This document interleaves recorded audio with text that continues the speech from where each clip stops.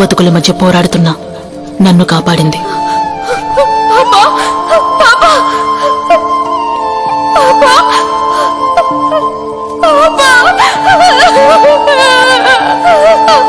మెడిస్తే నీకు నచ్చదని చెప్తావు కదా, లేచి అమ్మని ఏడవద్దని చెప్పరా. లేకమ్మా, కాళ్ళు తెరువు తల్లి, చూడమ్మా.